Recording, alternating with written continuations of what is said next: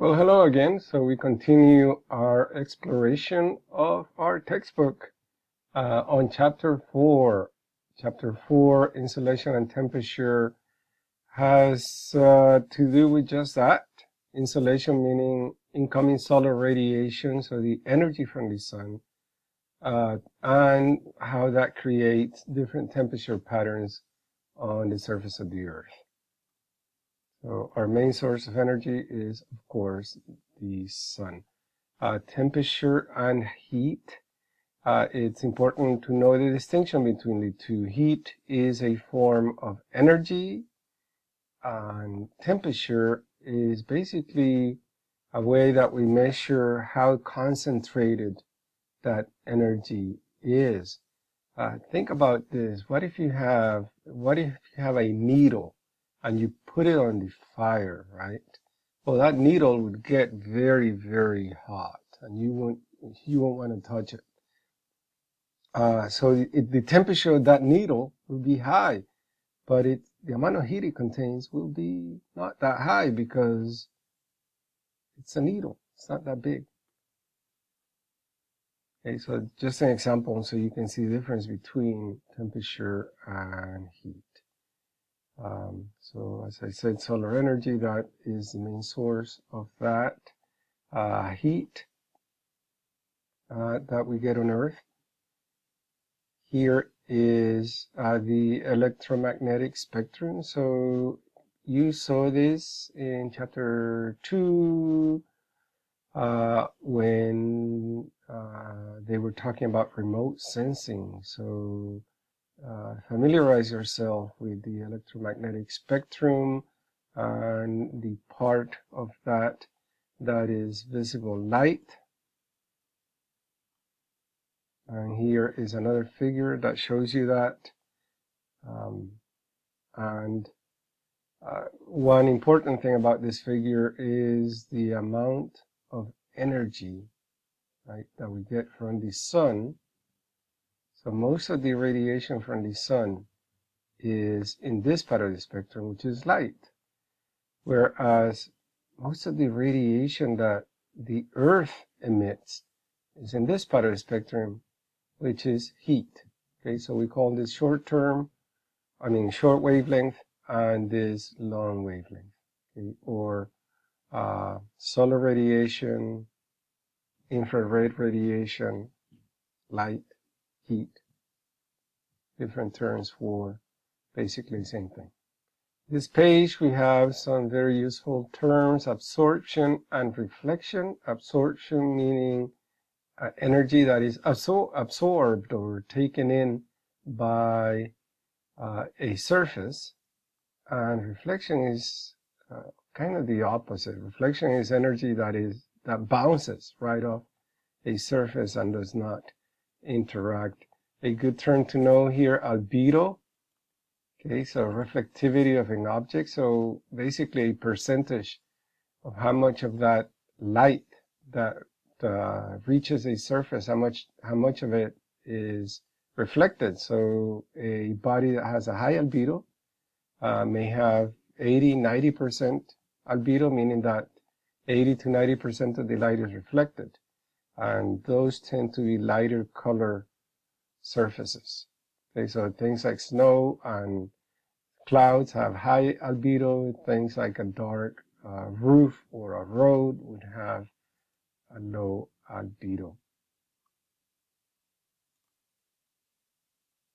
Okay, so here we move on to the greenhouse effect. The greenhouse effect is natural. However, we are enhancing the greenhouse effect by adding special gases to the atmosphere. So these two figures are just showing you basically how it works. Basically, we have light or shortwave solar radiation from the sun reaching the Earth, where it is absorbed by the surface, and surface means both land and water. And once that is absorbed, it becomes heat, and then it's re-radiated, not as light, but as heat. And basically the atmosphere acts as the windows on this car. they block some of that heat from leaving, and they help warm up the Earth. We, of course, need the greenhouse effect. If we didn't have it, the Earth would be a frozen snowball. But we don't want too much of a good thing, because then we get global warming.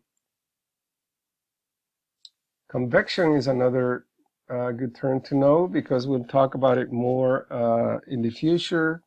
And basically, in convection, we have a vertical movement of heat in a circular fashion.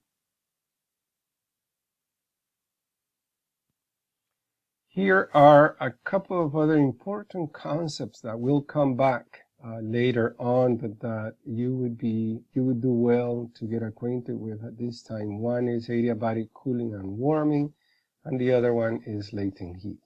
So adiabatic cooling and warming means that as air goes up, it cools, and as air comes down, it warms. The word adiabatic means without heat exchange. And this refers to the reason why air cools as it rises and warms as it comes down, as it descends. So as you can see in this figure, as air rises, it moves into regions of lower pressure, and that makes it expand. So we have these balloons. The higher they go, the larger they get in volume. However, the amount of heat inside the balloon does not change as it goes up, but the same amount of heat has to spread out over a bigger volume. So when you have the same amount of heat over a bigger volume, that means that you have a lower concentration of heat, and that's how we measure temperature. So the balloon cools, and just the opposite reverse process happens when the balloon descends. You can read about latent heat. As I said, that'll come back later to inform us about other processes. Okay, here is a kind of a complicated figure 418 that shows you the energy budget of the Earth. But I would say one thing that you can do to make this easier is to think in terms of three things happening here. One is how much of the incoming solar radiation, so we have 100% of the energy, how much of it is absorbed by the Earth? And remember, Earth means land and water, so 45 units, so 45% is absorbed by the Earth. How much is absorbed by the atmosphere? Okay, and basically that would be this 21 plus 3, 24 units are absorbed by the atmosphere. So 45 by the Earth surface, 24 by the atmosphere, so that's a total of 45 plus 24, that's 69.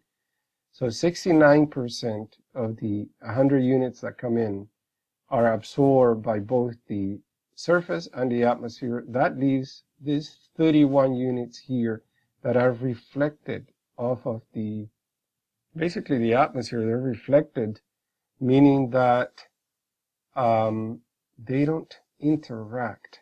Well, I guess they're reflected by both the atmosphere and the surface, meaning this energy does not interact with the Earth. It goes back to space. Okay, it's lost to space. So that's all you need to remember from this part of this graph. This other part has to do with the greenhouse effect that we've already talked about. So you can, think of this graph in a little simpler way than what it looks like at the beginning.